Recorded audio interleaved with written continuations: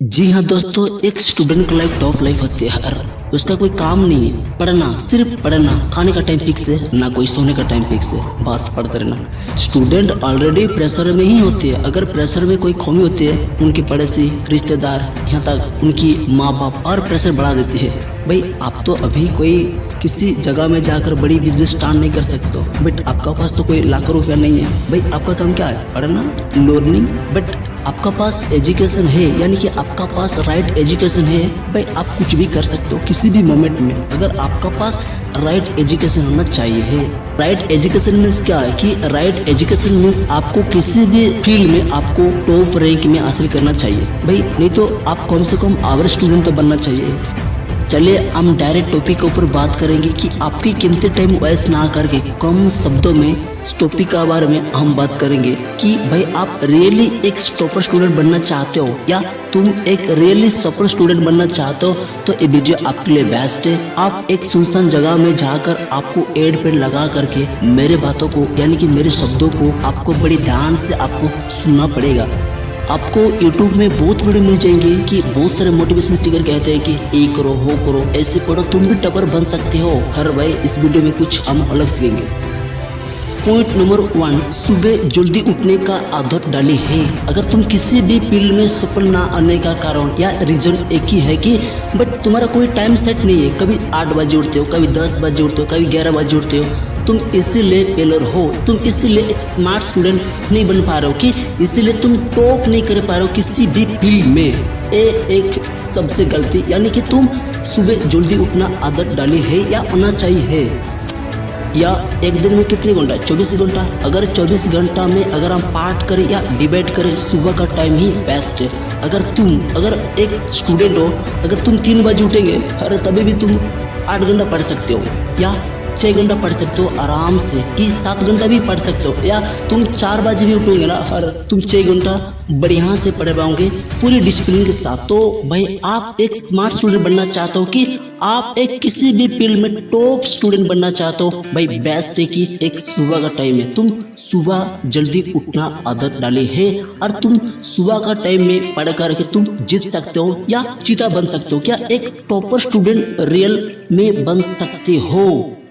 Point number 2, syllabus को हमेशा ध्यान में रखकर आपको पढ़ना चाहिए। बहुत सारे स्टूडेंट सिलेबस को लेकर लापड़ा चलता है या लापड़ा करते हैं कि कहाँ से भी किसी से भी PDF निकाल करके या प्रिंट करके लेकर आते हैं और एग्जाम के लिए प्रिपरेशन करते हैं। भाई आपको ऐसा नहीं करना चाहिए। बट आपको कॉलेज या स्कूल को कौन सी यूनिवर्सिटी कंडक्ट करता है, उसकी ओरिजिनल वेबसाइट में जाओ, हर PDF निकालो, प्रिंट करो, और आपको PDF को, यानी कि आपको सिलेबस को देख कर आपको पढ़ना चाहिए। बट कौन सी सब्जेक्ट हार्ड है और इसको एक हाईलाइट करो, हर कौन सी इजी है या एक बार पढ़ने में भाई आपको याद रहता है, उसको एक अलग करो। भाई ऐसे एक आइडिया तरीके से, स्किल तरीके से पढ़ो ना। स्मार्ट बनना है ना, स्मार्ट स्टूडेंट बनना है या टॉपर बनना है, तो ऐसे पढ़ना चाहिए। ये होता है एक रियल टॉपर बनने का आइडिया या स्किल।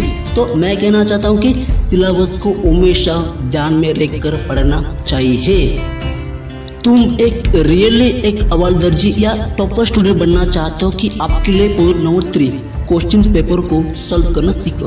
भाई अगर क्वेश्चन पेपर सॉल्व करने के बाद भाई आप एक ऐसे स्टूडेंट बन जाओ कि आपके लिए एग्जाम इजी होगा, भाई कंडक्ट करने के लिए आपको इजी होगा। तो इसीलिए क्वेश्चन पेपर को सॉल्व करना सीखो। भाई क्वेश्चन पेपर सॉल्व करने से आपका कॉन्फिडेंस बूस्ट होते है क्या आप बट आराम से इस एग्जाम में बट बिना डिमोरलाइज से आप बढ़िया से लिख पाओगे।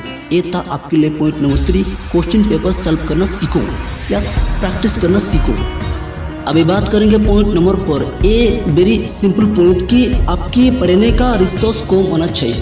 भाई कहते हैं ना कि बेवकूफ़ इंसान का वास्ता बारी, तो इसीलिए और ज़्यादा रिसोर्स होगा भाई आप सब्जी बनाओगे, तो इसीलिए भाई आपको बट कम रिसोर्स के साथ आपको बढ़िया से तैयारी करना है। आपकी कोई एम है, कोई बड़ी कितने भी बड़ी एग्जाम हो, भाई आपको बेस्ट ऑथर का एक best book, that means topper बनने के लिए, टॉपर होने का बुक आपको खरीद करके पढ़ना चाहिए। बट तभी जाकर आप क्रैक कर पाओगे। तो मैं कहना चाहता हूँ कि बट आपके पढ़ने के लिए रिसोर्स कम होना चाहिए, तो भाई आप बढ़िया से पढ़ पाओगे। क्या रियल एक टॉपर बन सकते हो हर ऐसे पढ़ेंगे तो। पॉइंट नंबर 5, बट मल्टीटास्किंग से पढ़ना स्टॉप करो। दैट मीन्स कि कभी अगर सो कर पढ़ते हो, कभी बैठ कर पढ़ते हो, कभी मोबाइल से पढ़ते हो, कभी लैपटॉप से पढ़ते हो, हम भाई इधर इधर मुंह मार के पढ़ेंगे तो भाई आप बन नहीं पाओगे टॉपर। तो इसीलिए पूरी फोकस के साथ भाई एक ही टाइम में एक ही किताब पढ़ो भाई, बट एक आइडिया एक रूटीन के स्टेट से फॉलो करके पढ़ो भाई, तभी जाकर आप एक रियल टॉपर बन पाओगे या एक स्मार्ट स्टूडेंट बन पाओगे। मल्टीटास्किंग से कभी भी आप जीत नहीं सकते हो किसी भी फील्ड में, याद रखना।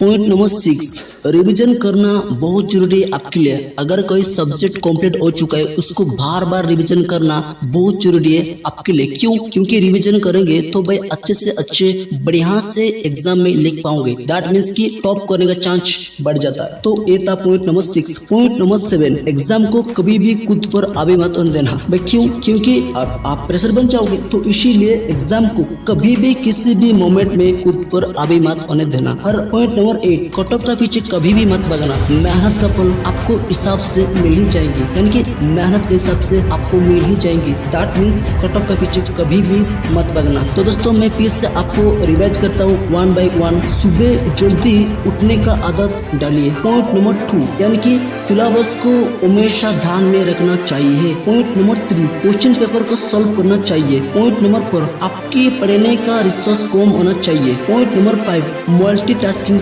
ना करें। पॉइंट नंबर 6, रिवीजन करना बहुत जरूरी है आपके लिए। पॉइंट नंबर 7, एग्जाम को कभी भी खुद पर अभी मत होने देना भाई। पॉइंट नंबर 8, कट ऑफ का पीछे कभी भी मत भागना। तो दोस्तों सीख करके आगे बढ़ते रहिए। देश में अपना नहीं बल्कि दुनिया में देश का नाम कीजिए। वंदे मातरम।